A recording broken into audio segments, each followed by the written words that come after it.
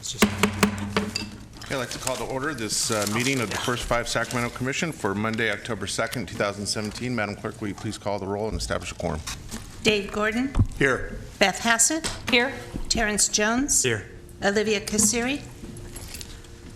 Paul Lake. Scott Moak.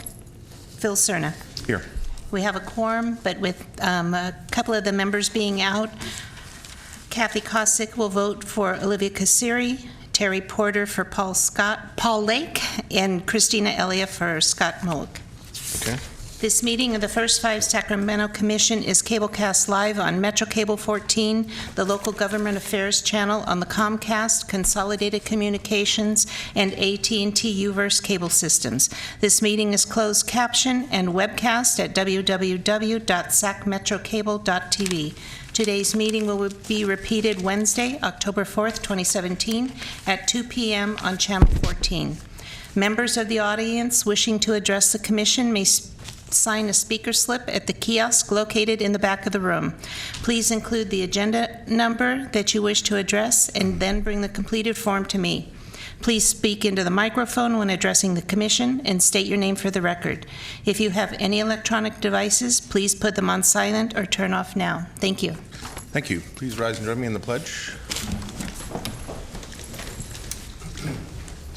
Pledge allegiance to the flag of the United States of America and to the republic for which it stands, one nation, under God, indivisible, with liberty and justice for all. Okay, again, I'd like to welcome everyone to today's First Five Sacramento Commission meeting, and again, invite anyone that wishes to address the Commission on any item on the agenda to please fill out a speaker slip and give it to our clerk. You're also invited to speak on any item that's not on our agenda, and we'll call on you at the appropriate time. We do ask that people keep their comments to 3 minutes so that everyone has a chance to address the Commission if they so choose. So with that, our first item, please. Approve the August 7th, 2017 draft action summaries. Okay. Any member of the Commission have any suggested changes? If not, entertain a motion. I move to approve. Second. Moved by Commissioner Jones, second by Commissioner Hassett. All in favor? Aye. Aye. Opposed, abstained, motion carries. Thank you. Item 2, approve the 2018 Commission meeting calendar. Okay. Any commissioners have any comments, suggested changes? If not, entertain a motion. So move it. Second. Moved by Commissioner Elliott, seconded by Commissioner Jones. All in favor? Aye. Aye. Opposed, abstained, motion carries. Thank you. Okay, separate matters. Public comment on non-agenda items. Okay, again, this is the public's opportunity to address the Commission on items not on our agenda. I'm not in possession of any speaker slips, nor do I see anyone approaching the podium, so I will assume no one is interested in doing so this afternoon. We'll move on to the next item, please. The Executive Director's Report. Good afternoon, Commissioners. Good afternoon. Hope you're all doing well. I have a pretty quick update for you. I'm just going to pick a few of my favorite things to highlight. You have in your packet, handout looks like this, Care, Cope, Connect. This is a collaborative project between Sesame Street and the First Five Association of California. And it's to, main purpose is to have a fun and interactive way for families to address stressful situations. It came out of discussions about helping with immigration issues and the stress that deportations are causing on families. And you might not know it from looking at it, but in there somewhere there are the resources in connecting families to those. But it could be used for a variety of reasons. It comes in several languages. We are stocking it in English and Spanish, and the rest can be downloaded from the website. So check it out when you get a chance. I wanted to give you a brief update on our implementation planning. As you know, at the last meeting, you all approved our 2018 implementation plan. And you approved us to go ahead and begin working on competitive and non-competitive requests for applications. So I'm happy to say our first request for applications went out to our school district partners last week, and then the rest will sort of slowly roll out over the next couple of weeks. We have quite a few of them to get out the door, but we're excited about them, and we're happy to move into the next phase when we can bring it all back to you after the new year for approval on those contracts. So we're not anticipating any disruption in services. Our Community Connections mini grant program, you may have been hearing us call it Community Building Grants, and we've renamed it to Community Connections because it was giving some confusion in the community about could they build things like actual structures and facilities and stuff. So we're going to call it Community Connections mini grants now. Our group of commissioners and advisory members and group leaders met to talk about the future of it moving into 2018, and we had some great ideas come out about working with low-income housing complexes. And so that group gave some great feedback. We're doing a little research, and so in addition to our normal Community Connections grants with parents, we might actually, after the new year, venture into some partnerships with low-income housing complexes to do work right there where families are living. So we're excited about that, and we'll roll that out and bring that to you as a part of a larger presentation later this year. I have one sustainability project, a success story, and that's with our partner River Delta Unified School District. I've already talked to you about our partnership with Head Start and how that alleviated First Five having to fund 24 spaces and actually brought 40 spaces onto their campus. And we just had another success with some assistance from the commission and our Monine Mendoza, our planner, really encouraging the school district to apply for California State preschool programs. They were also awarded funding for their Ileton school. And so we no longer have to fund 16 spaces there, and they increased those to 24 spaces. So this is really wonderful work, what we're hoping that more of the school districts would be able to move toward. Not only does it save the commission nearly $160,000, but it also guarantees that those spaces will be there when commission money goes away. And that's the critical thing that we're working on, is ensuring services stay when commission money leaves. So very excited about that partnership and their sustainability efforts. As for a staffing update, we have a new change. One of our long-term employees, Julie Byers, is retiring at the end of the year, and we have worked in partnership with Dr. Cassirier to hire a position that we will both be sharing. They have funding through the Dental Transformation Initiative, and we'll be hiring at 0.75%, and we will use the other 0.25% of a full-time person to work on our dental initiatives moving forward in 2018. So Christina Clinton joined Dr. Cassiri's team today, and on January 1st she'll join our team as well, housed at First Five Sacramento offices. So just another way of working together and saving money. Commissioner Kennedy, in his supervisor and commissioner role, had a fun fair on September 20th in South Sacramento, and our tooth truck was there and giving out backpacks, and all kinds of exciting things were happening, and so just to highlight that. And a quick MA expansion update. As you may remember, about 9 months ago, we came to the commission and asked for some funding to be set aside so that we could explore expanding our MA revenue. And we actually didn't end up spending any money. We sort of did an internal, well, not much money, internal study to look at scopes of work and job descriptions, and really sort of took a course of over 3 or 4 months to see if we could do something with the contractors as they stand right now. And it was going to be a lot of work and probably only bring in about $80,000. And there's a variety of reasons for that, some of which we're hoping we can work with in the future, and some of which were beyond our control. So What we ended up doing was not moving forward with an expansion for the current year's contracts, but as we negotiate new contracts, look for opportunities during that time after the first of the year when we're doing that work to see if there's a way to build some more MA language or activities into contracts as we move forward. So we'll bring this back to you and back to the Sustainability Committee as those contract negotiations begin to work out. And the last thing I'll highlight is our SAC Healthy Baby videos.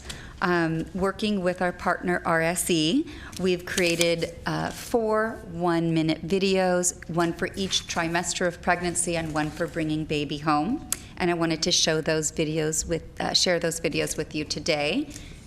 So we are ready to play the video whenever you are back there.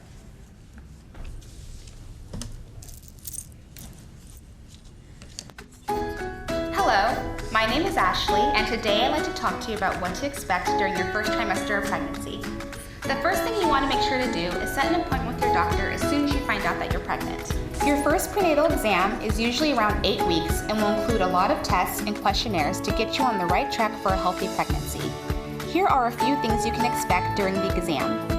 A detailed discussion of your past medical history, including the start of your last period to determine your due date, a full physical and pap smear if you have not had one already, a urine test, a blood test, discussion of the do's and don'ts of pregnancy, including foods to avoid and ways to de-stress.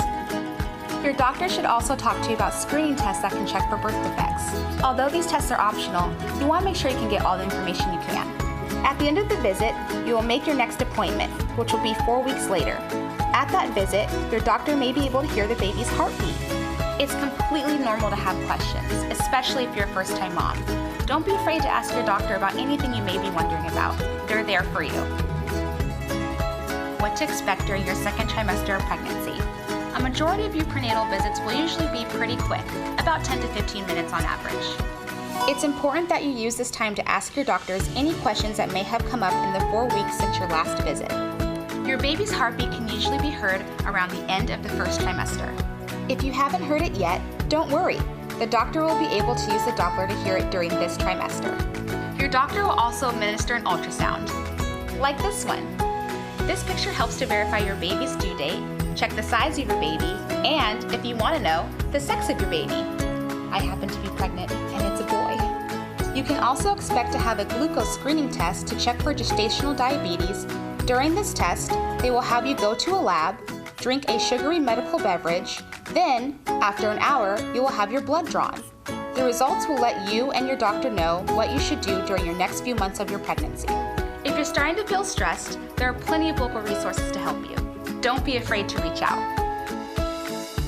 What to expect during your third trimester of pregnancy. During this trimester, you'll begin to see your provider every 2 weeks. Be prepared to give a urine sample at every visit. At this time, make sure you sign up for any birth, child safety, or parenting classes. Local hospitals and community centers offer tons of great classes, such as labor and delivery, breastfeeding, safe sleep, car seat safety, and more. By this time, you should feel your baby kicking a lot. Make sure to take notes of when your baby is most active, since a slowdown in normal activity may be a sign of something wrong. Make sure you discuss signs of labor with your provider as well. You're almost there. Delivery is close, so you need to be prepared with a few things to make sure you're ready for when you go into labor. Pack an overnight bag with your ID, insurance card, a toothbrush, phone charger, your baby's going home outfit, and anything else you may need for an overnight stay. Make sure your car seat is properly installed because you cannot take the baby home without one. Any day now, you're in the home stretch.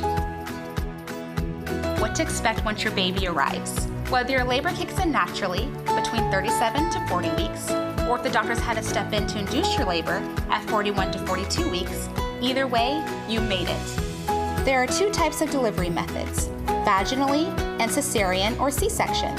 Once you deliver, the baby will be placed on your chest for skin-to-skin contact. You will be in the hospital between 1 to 3 days, depending on your delivery method. And then, it's finally time to take your baby home. When you walk out with your new baby, nurses will check your car seat. It's very important that the car seat is installed correctly. Breast milk contains all the nutrients your baby needs to have a healthy start. Prior to leaving the hospital, nurses will help you with different positioning and ways to get your baby to latch. If you need more support, lactation consultants are just a phone call away. Starting from day one, it's very important to sleep your baby safely. You want to ensure that your baby's alone, on their back, and in their own crib always. Having a baby can be stressful, thrilling, draining, and exciting.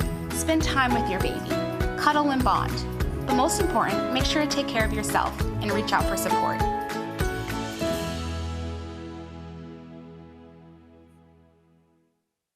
Is there going to be a sequel from birth till about 25?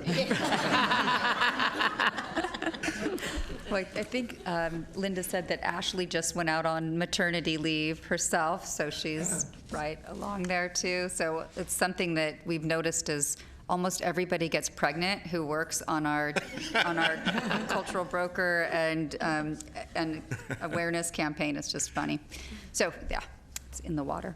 You need the segment on when they become a teenager. That's exactly what I need. So thank you. That concludes my executive director report. Commissioner Kenny?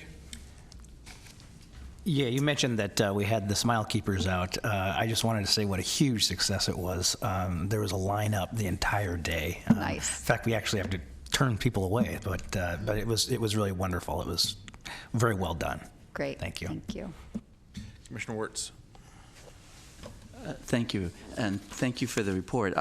This is a sad day, as we all know, for the gun shootings that occurred in Las Vegas, and I just want to comment that this Care, Cope, and Connect is relevant today as well for our families, and I think it's just important to recognize that, as you said, that you started this investigation looking for ways to deal with the immigrant issue that we have going on as well, and this was created in part out of that starting thinking and so on. And I think it just shows how broad and widespread this issue of our families and children facing trauma, whether it be directly as a participant in the circumstances, or as someone that's watching television and seeing these horrible things happening. So I just want to say thank you for doing that, and I think our families need that at all times. So just wanted to say that. The second thing, just to mention, I think we, in terms of our pregnancy issues, we do talk to families about using the National Teen Talk or Teen Baby website as well. Is that correct? I'm getting the name wrong now for no one else comes immediately to mind what the teen, it's an app that you get and you sign up for, and you get timed responses for your Text for Baby. Text for Baby. Text for Baby. Excuse me, thank you. Yes, we do promote that. And then finally, there's just one other. The other thing I just wanted to mention about the Community Connections mini grants, we had a very productive meeting around thinking that through, and the low-income housing complex is really an exciting potential. But I just wanted to highlight that we also thought very carefully about how to do that in a way that does not put our families at stress. As you can imagine, rental complexes have issues around rent and problems with the circumstances there. So the relationship between the managers or the owners and the renters are not always stress-free, and that therefore in developing these partnerships, we want to look for low-hanging fruit where we have positive rental association involvement and managers that are aware of and sensitive to those issues, including immigrant issues as well. So. Perfectly stated. We're taking it slowly because we are very aware of some of those issues between landlords and managers, and we don't want to cause more trauma or stress within those apartment complexes. So we're really looking at just maybe 1 to 3 that we might pilot with that have great relationships, and start there to see how it goes. Thank you. Commissioner Cossack? Yes, I know we get this monthly report, but I just wanted to send out kudos to Julie and Aaron for a really excellent job on social media. You do just an excellent job month after month after month. So thank you. We appreciate that. All right. Okay, thank you. Next item, please. Advisory Committee update. We don't have an update today. Our next meeting will be held on October 13th, and we didn't meet in September. Okay. Next item. Evaluation Committee update. Thank you. We have met several times since we've last presented here, and I think the one thing we've been productively working on, for example, the August meeting looked at those issues around the community grants. But the one issue I wanted to bring up is that we are struggling some to get a quorum. And I think David and Christina and I are pretty regular, but we've been having some difficult getting. We're now at what's our total? We're at 4 members, and so therefore we need 3 present at any time to. You're going to love to hear this then. I just recruited our next advisory committee member to join, and he will join us for our next meeting. Excellent. Thank you so much. We've been, it's a hard push.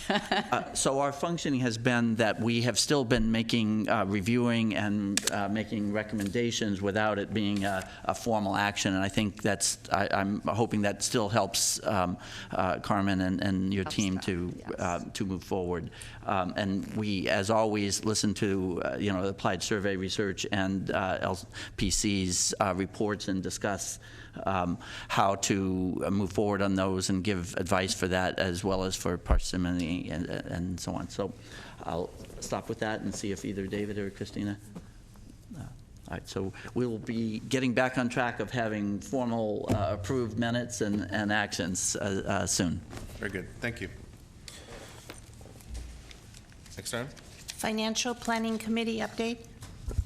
We last met in July. I believe we already gave an update at the last meeting. Our next meeting is this Thursday, and we'll be reviewing the draft audit report. Very good. Thank you. Sustainability Committee update. The Sustainability Committee did not meet in September, and we will be meeting next on October 17th, and we're working on our agenda, and we'll report back at the next meeting. Okay, very good. Thank you. Next item, please. Public hearing, review, and adoption of the first 5 Sacramento Commission annual report for fiscal year 2016-17. We have Carmen Garcia Gomez will handle this one. Good afternoon, Commissioners. In compliance with the Children and Families Act of 1998, today we present the annual report that will be submitted to First 5 California at the end of this month. The contents of the report consist of 3 sections: the AR1, which highlights the county revenue and expenditure summary, the AR2, which are the county demographic worksheets, and includes 2 compelling outcomes. And finally, the AR3 County Evaluation Summary, which outlines evaluation activities that took place during fiscal year 2016-17. Attachment 2 is the county highlights, which is the highlights that are included in the First 5 California report, and they're actually printed in the report. And I will talk about those as well. The expenditures for for fiscal year 2016-17 totaled $22.5 million. During the last fiscal year, we provided services to approximately 61,314 parents, children, and providers. And the number of client-level data records that we have in Persimmon are 24,038 individuals.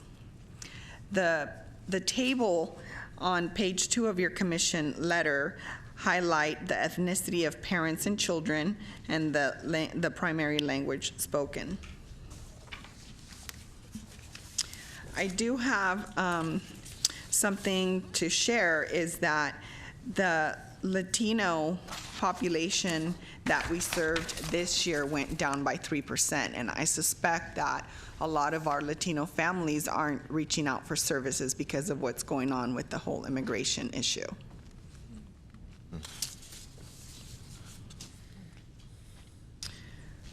Can I interject here? Sure. What are we doing to proactively address that?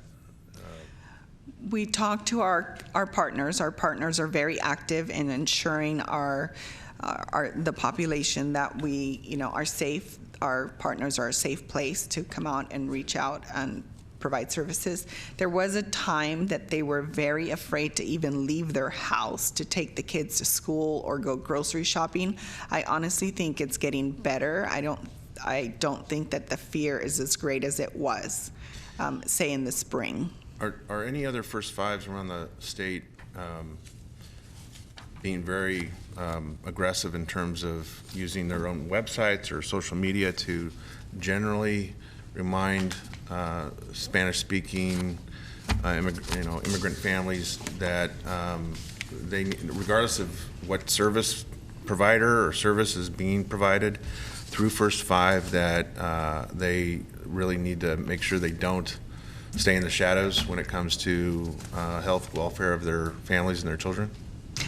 I don't know what other commissions are doing. It's something that we've addressed at our First Five Association meeting, so it's happening statewide. It's not just a Sacramento issue. It was, as I said, sort of the impetus behind Care Connect and Care Cope and Connect.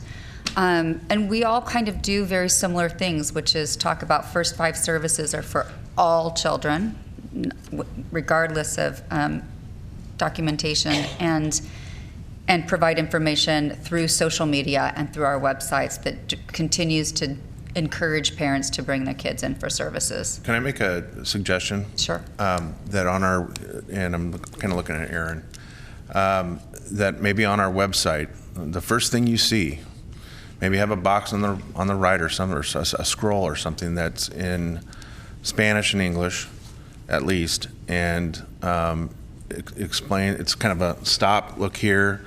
If please, don't reconsider availing yourself and your families of services. Something that catches their attention immediately, so that they don't have to get to 3 pages deep into something, whether maybe they're very ambivalent by that point to even consider searching for whatever it is they need. But I think having that bold message right at the front of the page is something we ought to be doing. Sure. Commissioner Wirtz? Yes, if I can just speak to that as well. Unfortunately, I think we have to be very careful about that, because what we thought was a protected circumstances is not necessarily that. We haven't necessarily seen action in Sacramento, but we've seen it throughout California that there are serious and situations in which ICE and others are picking people up in places where you would think they would be safe. So one thing I would suggest, if we're going to do that, is Sacramento Immigration Coalition has a hotline for families that are either in need of information or are experiencing danger of an ICE approach. And there's so many things. We've been training people on their legal rights and how to handle the difference between a civil warrant and a criminal one. A civil warrant has no standing, but is often presented as if it does. And so there's a lot of fear and a lot of misinformation. And so one suggestion is that hotline for the Sacramento Immigration Coalition. And it's unfortunate that it is not always safe for people to seek service at a library, at a public facility, and they could be at risk. I'd have you consult with our attorney on that. But my point is a little different than yours, Commissioner Wirtz, is that regardless of the perceived or real threat of ICE intervention, which I get, we've all heard the unfortunate anecdotes recently. We should do everything we can, though, to ensure people, don't ignore the resource that First Five is, just because they may think that it's somehow going to compromise their immigration status immediately. That's the last thing we want. So I think, again, having something that, at least through our web portal, that attempts to do that and get people's attention in that manner right away is worthwhile. Thanks, we'll look into that. Commissioner Elliott? I just had a question about logistics. So, I agree with everything that was just said, but we've done a lot of work on the intake form that people fill out that is optional. I just want to validate that they don't have to report anything that would have to be reported to ICE right. So hopefully they feel safe through that process as well. We don't collect any addresses on our intake form. And we did bring the ACLU to our contractor meeting in the spring to talk to our contractors and encourage them to seek out training on how to work with this population. So that's been... And then I was also going to say maybe county council could help like with verbiage. Thanks. Okay. Also part of the AR2 are the compelling outcomes. And this year we're highlighting 2 programs. The first program that we've highlighted is the Cultural Broker Program, specific to maternal and child health. During fiscal year 2017, there were 239 births. 86% of the babies were born at healthy weight and born full term. When comparing rates of low birth weight and preterm births for cultural broker participants and the county as a whole, the cultural broker participants' rates were lower. The second finding is in the area... Can you just clarify what you mean by lower, namely better? Better. Better. Yeah. Yes, better. I'm sorry. Our second finding is in the area of preschool programs for 3- and 4-year-olds. And this is focusing on the incoming kindergartners in the fall of 2016. Those children were more likely to be ready for school if they had participated in any First 5 service prior to kindergarten, but particularly if they had attended preschool supported directly by First 5 Sacramento. 47% of the children who attended preschool supported by First 5 school readiness services were fully ready for kindergarten, as compared to 26% of children who did not attend preschool. The AR3 report, again, as I mentioned earlier, that provides a summary of all of our evaluation efforts during the fiscal year 16-17. And you will see additional information in late winter, early next year, when we come to you with our community report. And finally, attachment number 2, as I mentioned, this is the document that goes to First 5 California, and they include this in their printed annual report. And so it's actually the last page of that item. And in this area this year, we highlighted the efforts of the commission around system sustainability and the outcomes for the 2 areas that I just reported on AR2. Again, this information will be included in First 5 California's printed annual report, and you will see it next spring. That concludes my report. Thank you. Commissioner Wirtz? Thank you, Commissioner Cerna. This is something that obviously our evaluation committee looks at and provides ongoing feedback around. And so I think it's really important to sort of re-emphasize what Carmen said, that these are compelling outcomes, that these are in fact not due to chance.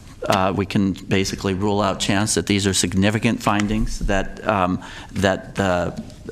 low birth weight specifically was statistically less of our cultural broker families had low birth weight, and that compared to the broader population. And I think we need to highlight that, and I think we've highlighted the school readiness piece multiple times of demonstrating a consistent over the years improvement from being involved in First 5 school readiness programs. There's a minor discrepancy between attachment 1 in the handout and the report here about 47% of children who attended preschools compared to 26. In the attachment 1, not page numbered, but in the attachment it says 45 and 24. Oh, thank you. I will make that change. A minor okay. thing. Thank you. Okay, any other questions, comments? Okay. All right, so we're going to do a roll call vote on this. It needs to be a public hearing first, and there's no speakers, then a roll call vote, yes. All right, open the public hearing. Anyone here to speak on this item? Okay, I don't see anyone. Close the public hearing, bring it back for deliberation and vote. Is there a motion? So moved. Moved by Commissioner Hassett. Second. Second by Commissioner Gordon. Roll call vote, please. Dave Gordon. Aye. Beth Hassett. Aye. Terrence Jones. Kathy Kossick. Aye. Terry Porter. Aye. Christina Elliott. Aye. Phil Cerna. Aye. Motion passed. Very good, thank you. Thank you, Carmen, great work. The presentation, Trauma-Informed Approaches for Funders. Great. Usually I don't put together a commission letter for you when we're just having a presentation, but this is such compelling and good background information that I wanted to throw some of that into a commission letter for you. So it might be more than you wanted in your commission letter, but provided a nice background. And the context for all of this is that your commission staff and your funded partners are really have been working on this over the past year and continue to work on becoming more trauma-informed and helping our agencies become more trauma-informed. And so we are fortunate today to have two presenters, two locals here. Gail Kennedy is the Director of Programs at ACES Connection Network, which is a nonprofit that connects communities to prevent adverse childhood experiences, to heal trauma and build resilience. She has a master's degree in public health with 30 years of experience. And as the Director of Programs, she creates tools, resources, and programming to support families. She's affiliated with UC Davis's Institute for Population Health Improvement and serves on the steering group of the California Essentials for Childhood, which I believe Commissioner Wirtz also sits on, and is the California Campaign to Counter Childhood Adversity. And let me get Imani too while he's up there. Imani Lucas is a program director at the Health Education Council, where he oversees the Sacramento Minority Youth Violence Prevention Collective. Imani joined the Health Education Council in 2015 after 5 years as a program director for after-school programs at Roberts Family Development Center. He also manages a grant for the City of Sacramento to run a youth mentorship program for at-risk youth exposed to trauma. Imani currently serves on the steering committees for Resilient Sacramento, the Alliance for Boys and Men of Color, and Unity Circle. So welcome and thank you for being here today. Thank you. Thank you, Julie. And thank you, Commission. Thank you for letting us, giving us an opportunity to speak. I just want to say a little bit about how we're going to do this today. Yeah, we've got our slides. I'll be discussing a few key concepts about what it means to be a trauma-informed organization and some suggestions for becoming a trauma-informed funder, and how the science of adverse childhood experiences, or ACEs, fits into these concepts. And then Imani will be sharing some examples from Sacramento County. So we aren't going to go into detail today. We tried to keep this presentation short and sweet. We're not going to go into detail about anything, but you've got a wealth here in the region. You have a wealth of experts, of speakers, of trainers. Actually, there's an expert right here in the room with Carolyn Curtis. So, and we're happy to help you with any resources that you need. So David Sanders, who's the Executive Vice President of Systems Improvement for the KC Family Programs, which funds programs, was recently at a national conference, and he stated, government intervention can cause trauma. Sanders shared that 1 in 4 kids in California would be involved in child welfare, and that the system, by design, does not respond effectively to address the impacts of what we know, the impacts of toxic stress on children's brains.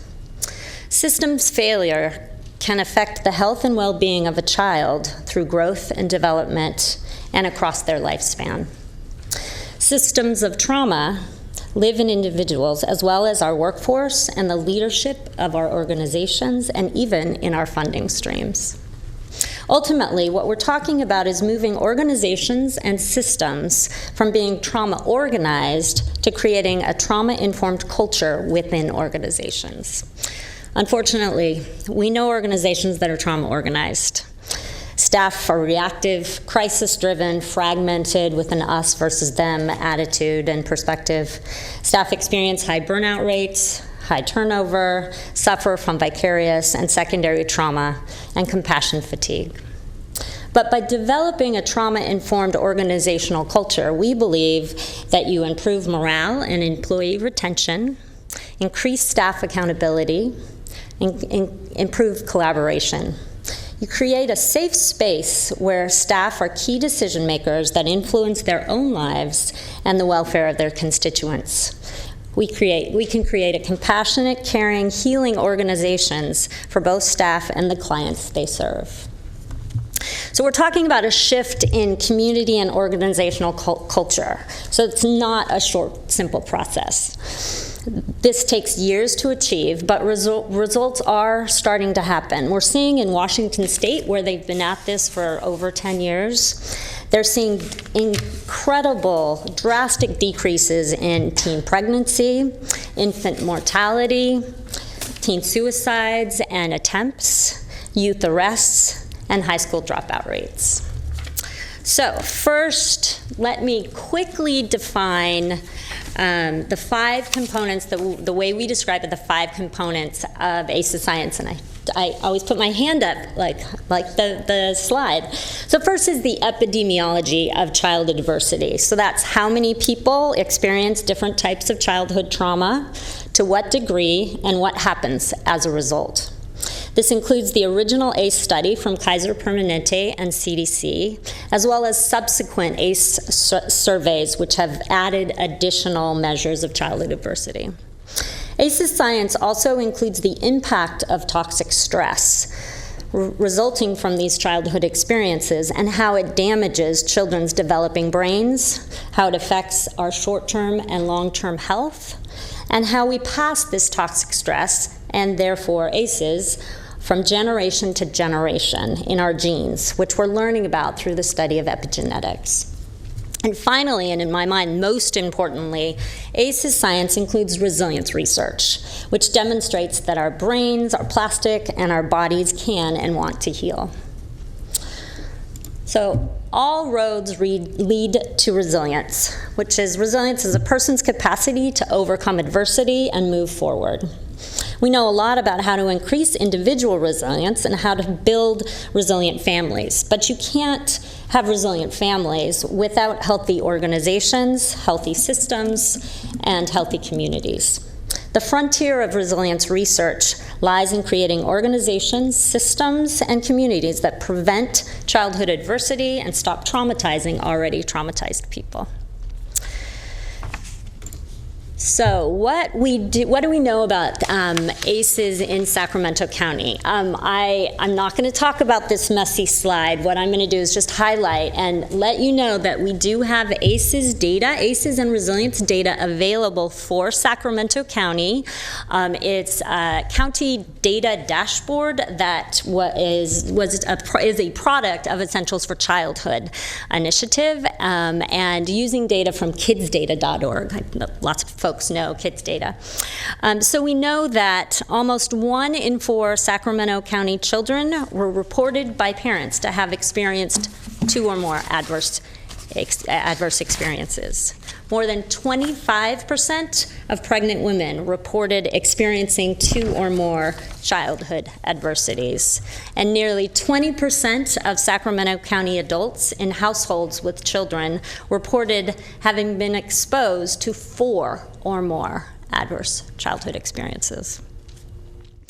So what can we do?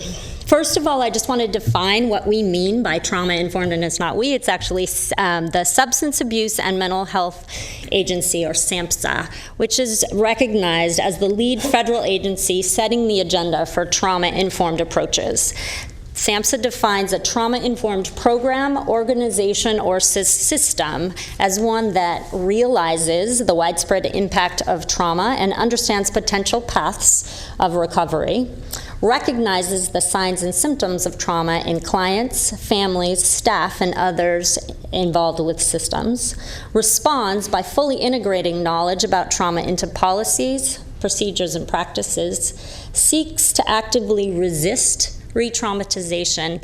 And I would add an additional bullet, and that is realizes the impacts of racial disparities and historical trauma in our communities. At its core, trauma-informed practice asks individuals what happened to you rather than what's wrong with you.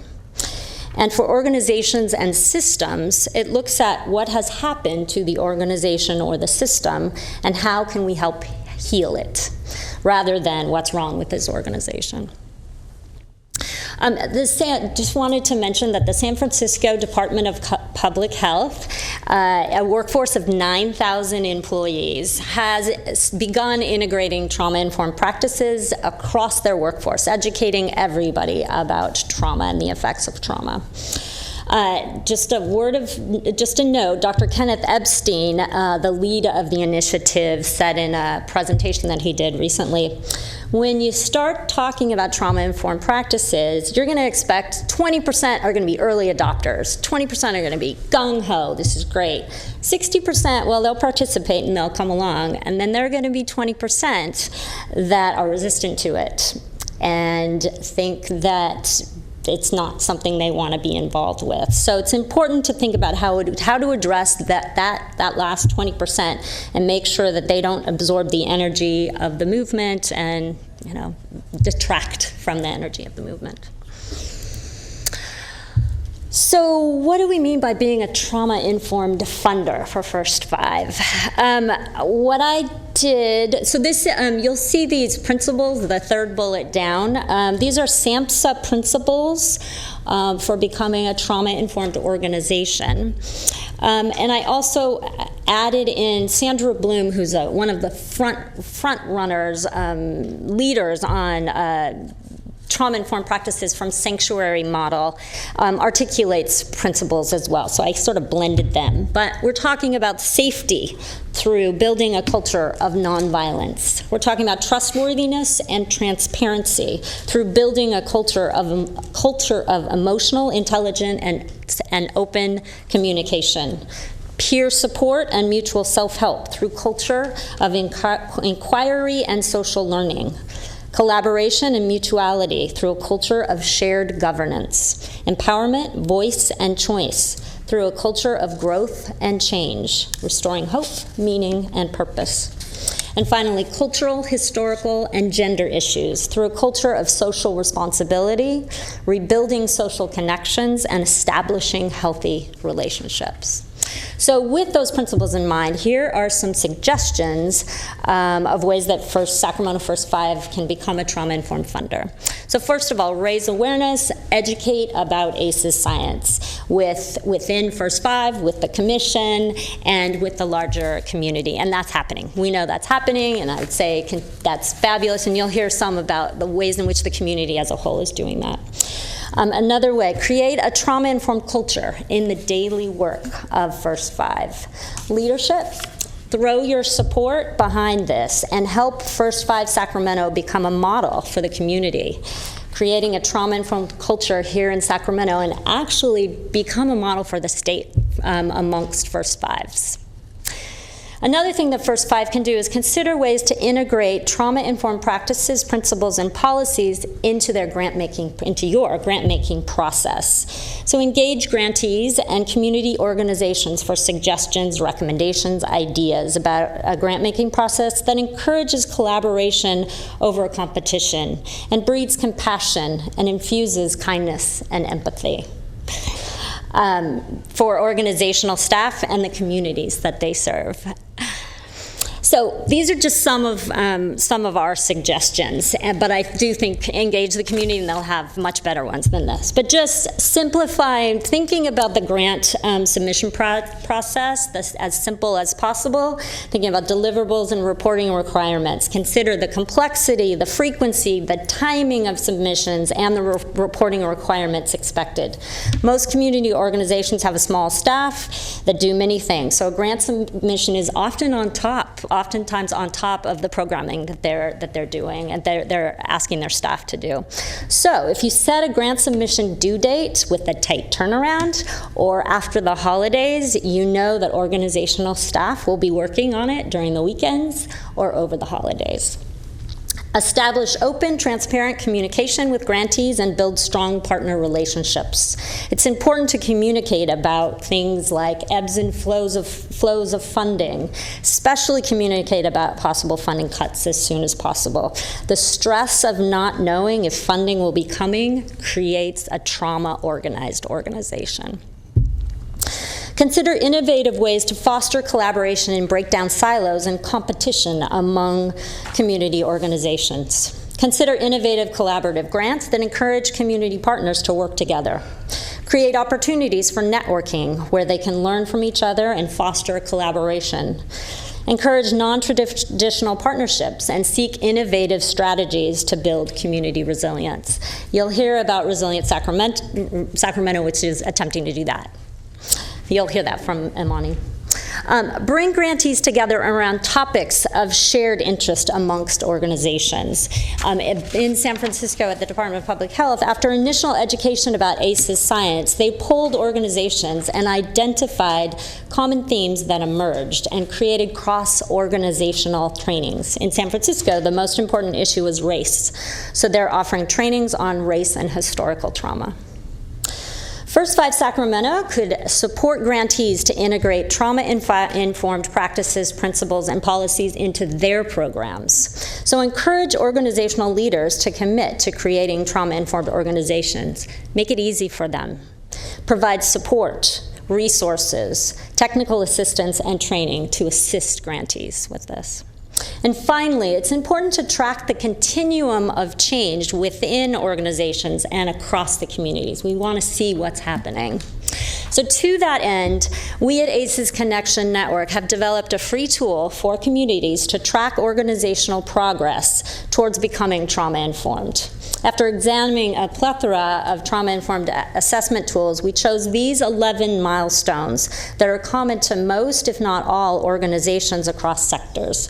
So the milestones include leadership commitment, which we know is very important, ACES science awareness and education for all staff, implementation of trauma-informed practices with staff and clients, safe physical environment for staff and clients educated about ACEs and resilience, engagement in collaborative efforts across the community, and ongoing evaluation of the efforts. So this tracker doesn't evaluate how well an organization is doing at each milestones, but we believe that if organizations are completing these milestones, there's a pretty good chance that there's real change that they'll be seeing. So I'm going to now turn it over to Imani, who's going to talk about what's happening in Sacramento. Good afternoon, committee. My name is Imani Lucas. I'm with Health Education Council. We've been a member of Resilient Sacramento on their steering committee for going on our third year now, and it's just been an honor to be a part of this trauma-informed movement as part of ACES Connection and being part of the steering committee.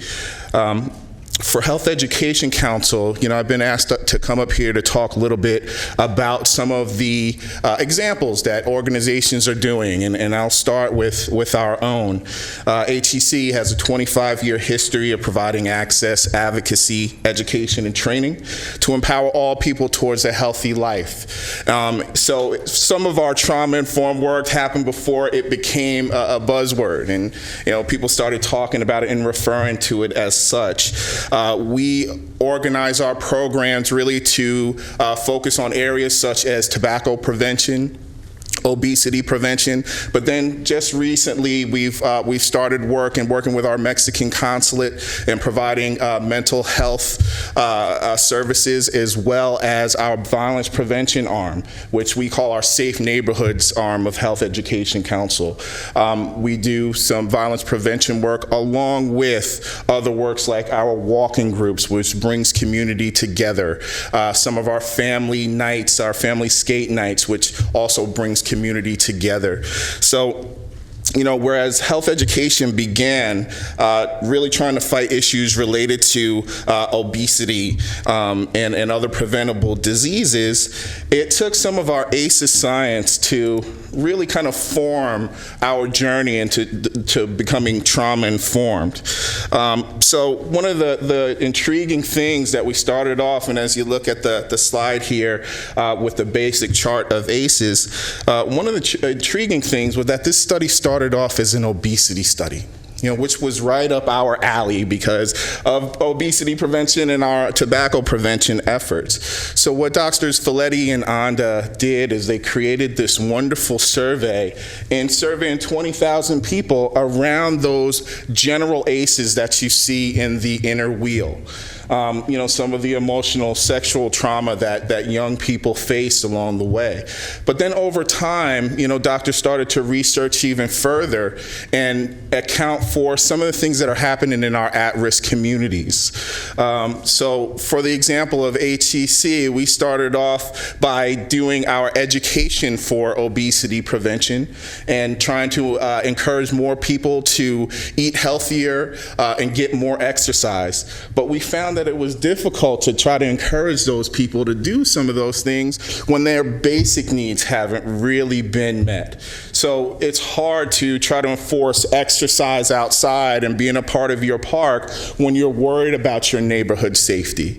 It's difficult to think about eating healthy and making that a common practice when you're dealing with issues when you go to your healthcare provider, or you're dealing with everyday issues of racism. When those things are on your mind, it's very difficult not to just go and try to take in food no matter what it is, right? As long as it tastes good, you get it in, you get it out.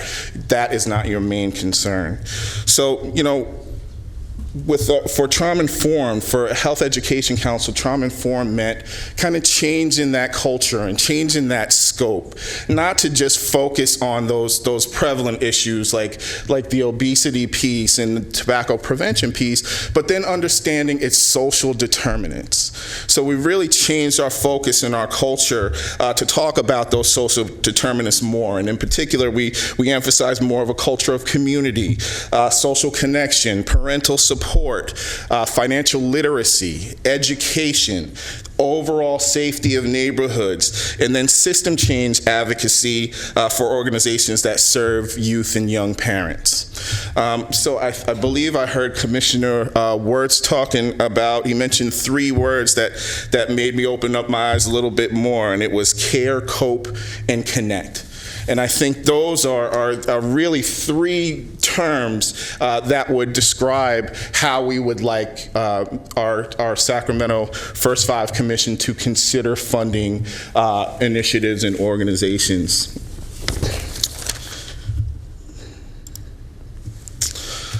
So basically, and I know we're kind of on some time constraints, so I'll try to be brief.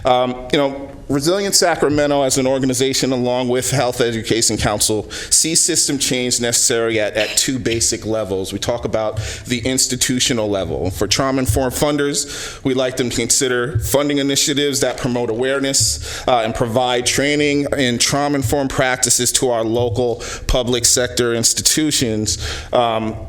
Because that greater awareness of trauma helps the staff identify particular issues in their client base, minimize the re-traumatization of folks who are already coming in traumatized, and then to provide more appropriate care and overall communication to their clients. Some of those examples include our healthcare system, our law enforcement system, social services, our education system, and of course, our correction system as well. Some of these institutions have made some strides in becoming more trauma-informed, but there's always opportunity to learn more, and as Gail mentioned, get that last 20% to really buy into the trauma-informed structure and what we're trying to move forward towards. And then it's equally important for this awareness and training to be funded and provided at the community level to help children and young parents dealing with trauma. or past adversity from childhood, cope with issues, better communicate with caregivers, and develop a stronger support and social systems. So that's why it's also important, not only on the institutional level, but the community level, so that those families of the young parents and youth are better able to understand their own trauma, so that when they're coming in to communicate with some of these institutions, there's a way that those folks can meet halfway and really help each other out moving forward. And it's also important for families to gain that type of education so they can start practicing those self-care issues to prevent from even having to go to some of those healthcare institutions because of preventable disease. Okay.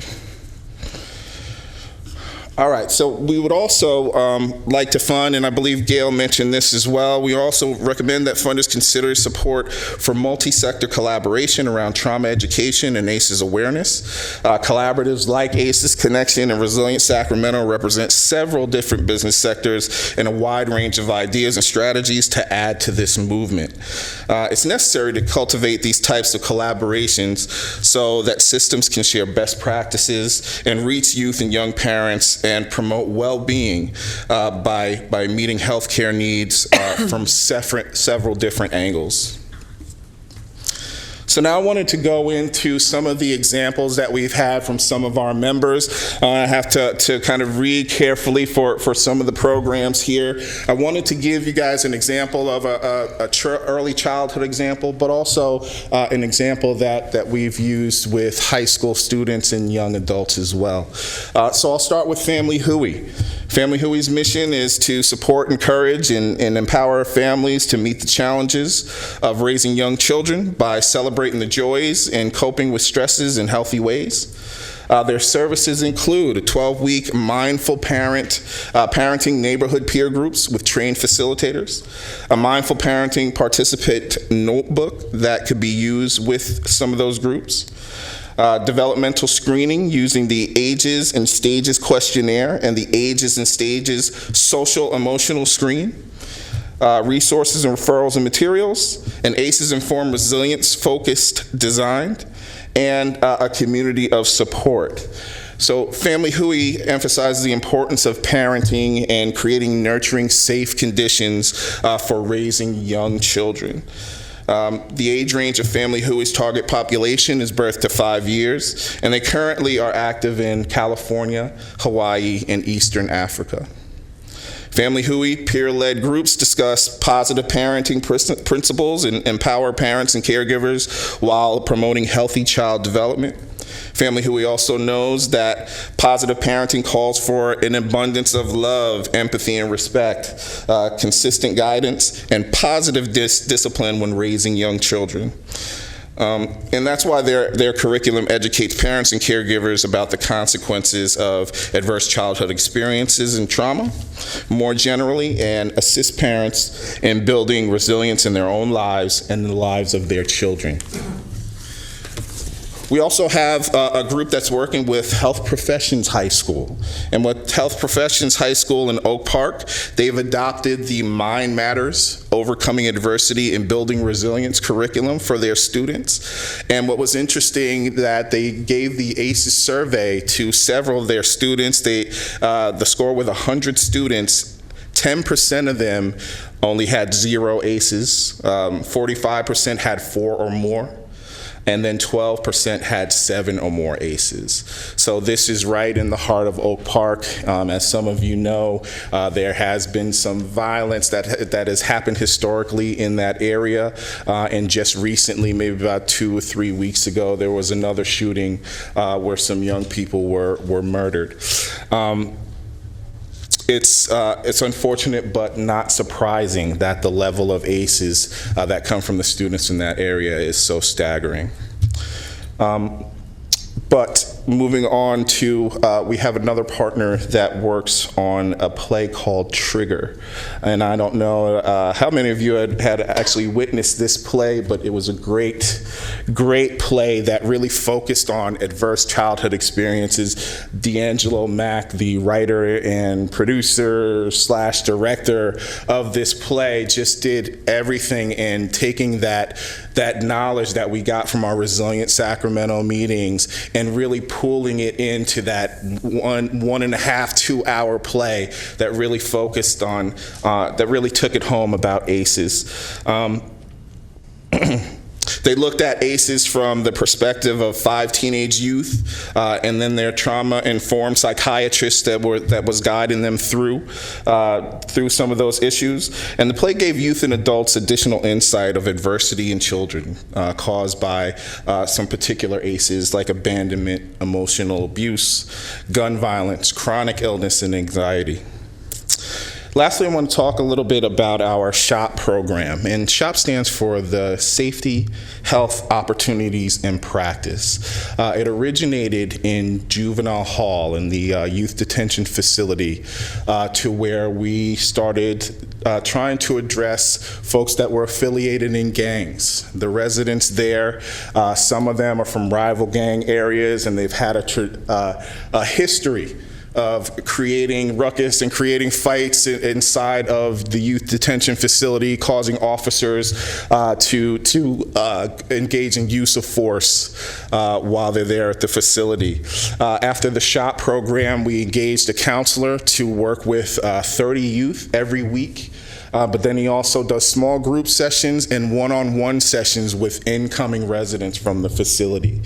So what we found is that after engaging some of these youth, some of them from rival gangs, rival neighborhoods, we realized that if these kids can sit in a group together and have conversation, and the conversations focus on conflict resolution, management styles, and alternatives to physical conflict, they were able to get along in those settings. They're able to get along in playing sports like basketball at the facility. Why not carry that on to when after their release, try to continue that practice of having young folks communicate better with one another.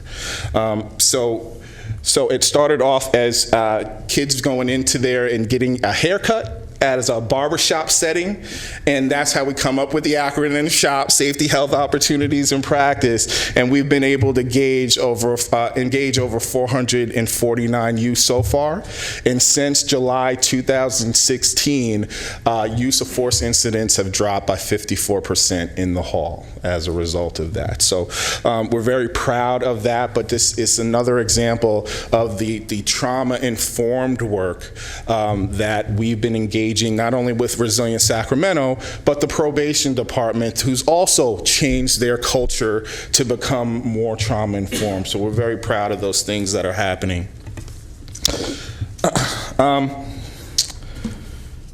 Okay. I had our work with Walk with Friends that was out there too, and I posted a couple of pictures here. As you can see, these are some of the youth that were part of our SHOP summer program. Not only do we do the SHOP at the youth detention facility, we've decided to take that curriculum and work with youth outside of the facility. So right now we operate at Encina High School in the Arden area, and we operate at Samuel Jackman Middle School. So at the middle school and high school level, they're receiving some of this education, understanding more about their conflict styles, but then understanding more about ACEs and being trauma-informed and being a part of your community, which is very important. Our Walk with Friends group, as I mentioned earlier, brings families together in another effort to create this family connection and social cohesion. We look at it as a violence prevention tool as well, because the more people that you have occupying your parks, occupying your neighborhoods during the day, the less opportunity it is to get away with crimes or to engage in violence in those particular areas. We talked about Trigger. The last thing I want to talk about is our multi-sector collaboration. none of this would have been possible without the several organizations that get involved and share ideas. So the last thing I really want to encourage the commission to consider is to keep supporting organizations that foster this idea of multiple sectors coming together to share ideas and create a collective impact. I think it's been very effective with our Sacramento Minority Youth Violence Prevention Initiative. It's been very effective with ACES Connection and Resilient Sacramento, who is not only in Sacramento County, but Yolo County, and just beginning in Placer County. The momentum is real and it's growing. And then other organizations like it. I understand the RAACD, Turning the Black Child Legacy, which many of you have been responsible for. Those types of initiatives and collaborations, I believe, are important if we're going to engage in a trauma-informed culture shift. And that concludes it. So. Thank you for a very thorough, complete education, quite frankly, on the subject. Yes. We do have one commissioner that's punched in, Commissioner Elliott. Just something, excuse me, that resonated with me when you guys were first starting the presentation is the trauma-informed organizations. And my brain went immediately to working as if this isn't enough work for you guys. So I don't mean to say that this is something that you could do immediately, but potentially in the future working with local chambers of commerce so that local businesses where our clients are employed could start putting into practice some of these trauma-informed methodologies and policies. And I think that, you know, and like you mentioned, Amani, the stress related to, you know, financial awareness and financial literacy and all of that, and ties to their job and their ability to go to work. We spend most of our day at work, and so being able to impact that, being a positive trauma-informed space would be wonderful for our families. But again, you know, just hearing all this work that you're doing, I don't anticipate that that's something you can get on right away, but maybe in the future. Absolutely. Thank you, Commissioner Elliott. And actually, we do have business, representatives of business, South Sac, Mac Road, comes to Resilient Sacramento. Yes. So. Yes. And I was even thinking Cal HR. I mean, start to influence policies at the state level too, and make our state agencies that provide these services trauma-informed. I mean, I think that, again, we're in Sacramento. Our lawmakers, their staff live here for the most part, and they influence policy at a state level. So getting this message across many different levels of government would be really helpful to Sacramento people. I'm looking at Steve Wertz because there is a movement at the state to move towards we're calling it a program through Essentials for Childhood to move towards helping California become a trauma-informed state. And thank you for your presentation. Yes, thank you as well. Commissioner Hassett. I'm curious how this fits in with any plans that we have for First Five, and also as somebody who leads an organization where there's lots of trauma, I'm wondering if you have resources that you might share with us so we can go a little deeper with all of this and better understand what you're talking about. Yes, I mean, should we start with ACES Connection and ACES Too High, which are the main information arms of our group?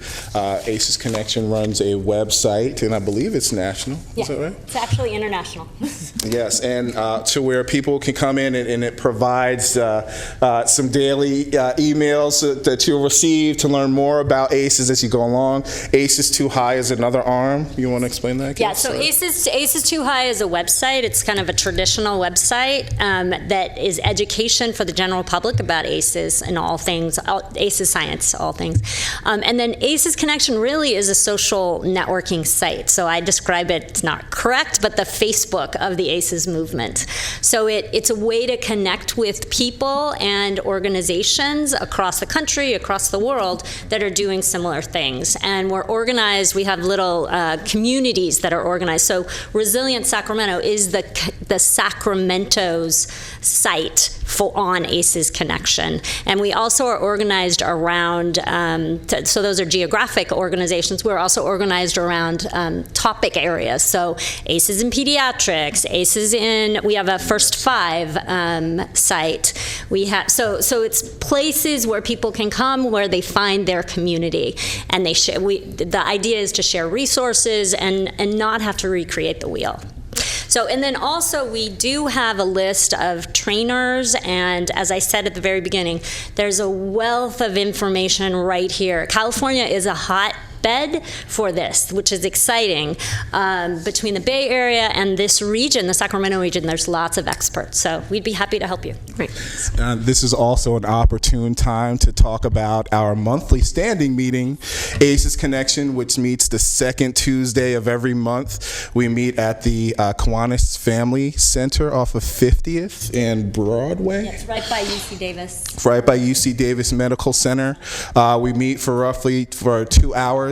This month we have Assemblyman McCarthy coming out to speak to us and addressing some of the issues he's come across in trauma-informed education. We're going to get the opportunity to ask him plenty of questions as well. But that's a standing invitation to everyone in this room. ACES Connection, second Tuesday of the month. Resilient Sacramento. Yes. Thank you. Commissioner Sneeringer? I just wanted to add, in looking at what our commission can do and how this applies to the birth to 5 population, one area that I've been involved in is the development of a foster care child care bridge program statewide, and a component of that is trauma-informed care training for child care providers to start to build institutional capacity, and that funding is going to start being distributed statewide in January. And Sacramento County has an opportunity to be a part of that.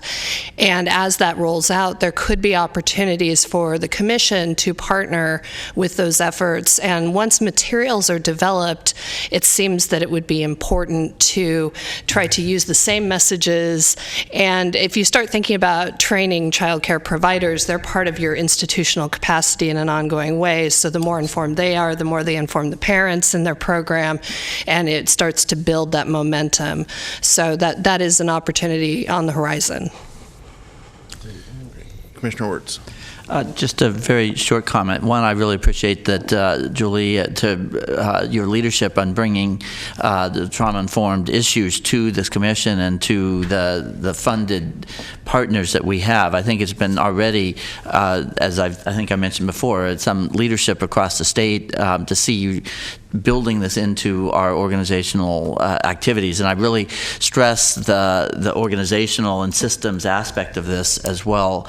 And I'd just say that I think there's a lot of potential for sustainability around First Five programs by partnering and expanding this kind of vision for how we approach our families and children. So it's an ongoing effort. And I just think that you need to be recognized and applauded for this leadership that you've taken, and the commission has taken to do this, and your staff as well. And I think we will see this help change the culture around our organizations and communities here in Sacramento, and it really does fit well with our reducing African American child deaths, for example, that we mobilize communities around a different way to look at our relationships to trauma and to each other. So Absolutely. Kudos. Thank you very much. Thank you. We, could you say 2 words or 2 minutes? We, Family Hui, which Imani was describing, is something that we are funding here in Sacramento through our Community Connections grants. So we have 3 Family Huis going on throughout the county. And we did actually get some language that will be written into our contracts around trauma-informed for our providers, and we are building out the next strategic plan in order to make sure that we have some funding and some resources available to provide some training and technical assistance.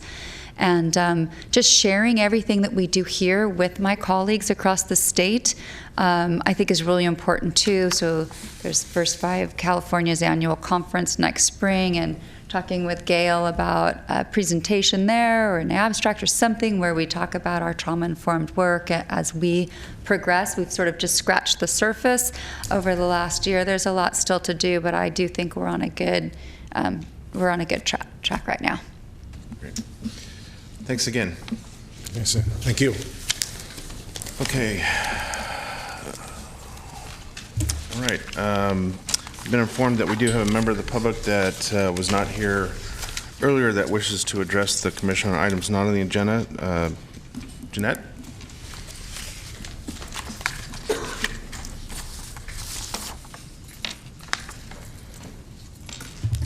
Good afternoon, Commissioners. My name is Jeanette Newman-Velez, and I'm the Breastfeeding Promotion Coordinator at Community Resource Project, which is one of two contractors for the Community Lactation Assistance Program.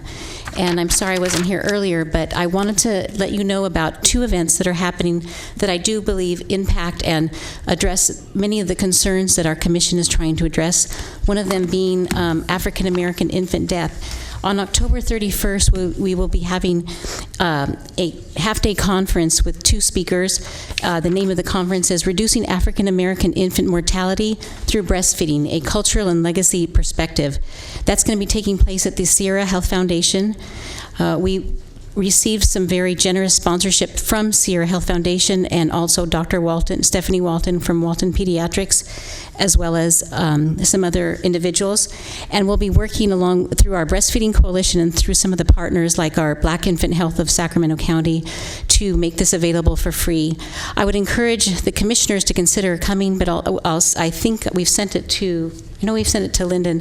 Hopefully they can send you the updated flyer to share it among interested parties. But we're really excited because the two speakers address the issue about how breastfeeding does impact working specifically with African Americans and how to change that. One of the speakers is Kimberly Seals Allers, who's an author of a book specifically addressing this issue called The Big Letdown, talking about how more should be done to use breastfeeding to help turn the tide with African American babies. The other thing I wanted to bring to your attention, the other presentation is happening, it's more specifically for healthcare providers, doctors, dentists, and it deals with the impact of tongue tie on breastfeeding. Tongue tie not only affects speech and can be an issue later on, but we want, in this particular issue, we're trying to address the breastfeeding. More and more mothers want to breastfeed, but if they have a family history and pass that tongue tie down to their baby, it's very difficult and can cause challenges. Mothers sometimes think, oh, it's my fault, I don't have enough milk, but actually it could be just an anatomical issue that can be resolved. So we are bringing Dr. Gahary here from Oregon to speak on this issue. And again, I can pass that information on to be sent to you electronically. Thank you so much. Very good, thank you. Okay, item 11, commission member comments. Any commissioners have any matter they'd like to bring up? Okay, if not, we have the balance of our agenda is just communications filed, but as Commissioner Wirtz made a brief reference to earlier in the meeting, today is a very sad day for a lot of reasons. We had the shooting in Las Vegas last night, and so I think it's appropriate that the conclusion of this meeting today that we adjourn in the memory of the victims of the shooting. So if there's no further business before this commission, we will do so.